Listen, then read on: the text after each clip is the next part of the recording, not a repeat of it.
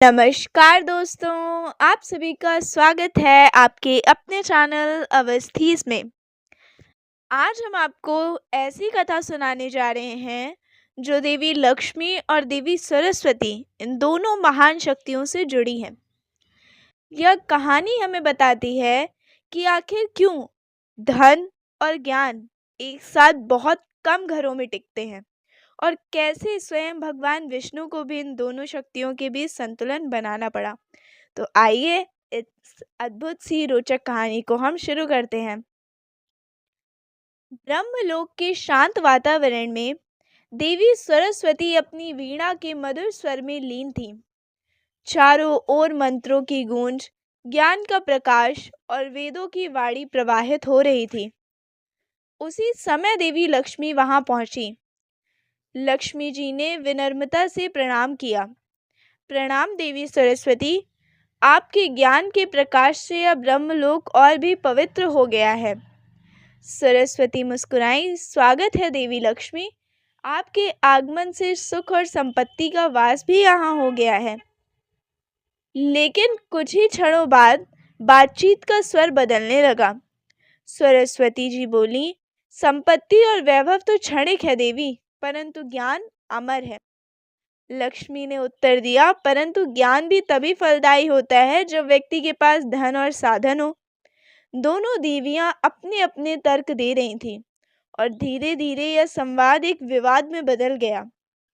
देवी सरस्वती ने कहा, मेरे बिना कोई भी व्यक्ति सच्चा ज्ञानी नहीं हो सकता। ज्ञान ही शक्ति है। देवी लक्ष्मी बोली, लेकिन बिना धन के ज्ञान का प्रयोग कौन करेगा? निर्धनता सबसे बड़ा अभिशाप है। तब सरस्वती ने एक बात कही जो लक्ष्मी को बहुत ज्यादा आहत करी। राजा तभी तक राजा है जब तक उसके पास संस्कार और विद्या का बल है, केवल सोने चांदी से नहीं। लक्ष्मी बोली, और विद्या भी तभी फल देती है जब उसके पीछे धन का आधार हो। बिना संसाधन के कोई यज्ञ नहीं हो सकता। उनकी बातें बढ़ती गईं और इस विवाद की आंच विष्णु लोक तक पहुंच गई। भगवान विष्णु ने दोनों देवियों को अपने समक्ष बुलाया। दोनों देवियां अपनी बातें रखने लगीं। लक्ष्मी बोली, प्रभु, मैं संसार में सुख, समृद्धि और वैभव का कारण हूँ।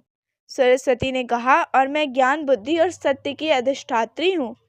भगवान विष्णु शांत होकर बोले, लक्ष्मी, तुम मेरे हृदय में निवास करती हो, और सरस्वती, तुम मेरे मुख में वास करती हो।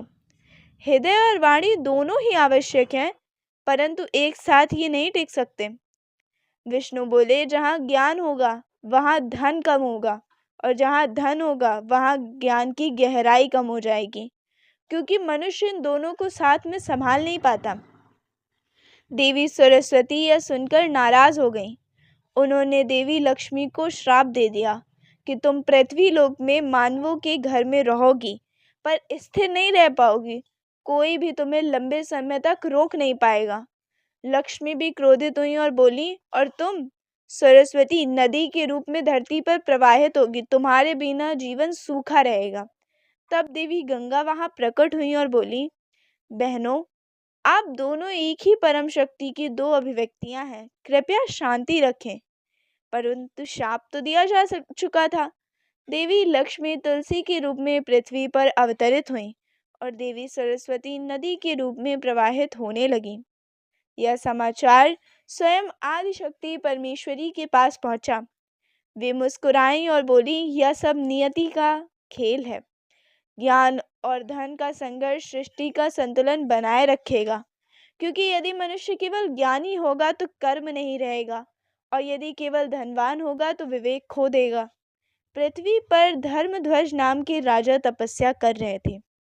देवी लक्ष्मी उनकी पुत्री के रूप में अवतरित हुई।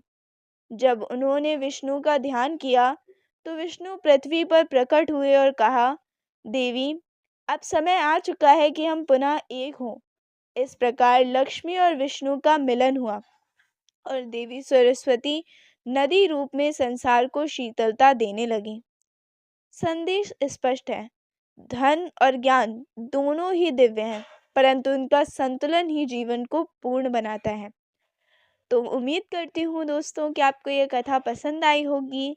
अगर आपको यह कथा पसंद आई हो तो इस वीडियो को लाइक करें, अपने मित्रों के साथ, परिवारजनों के साथ इस वीडियो को शेयर करें और चैनल को सब्सक्राइब करना ना भूलें।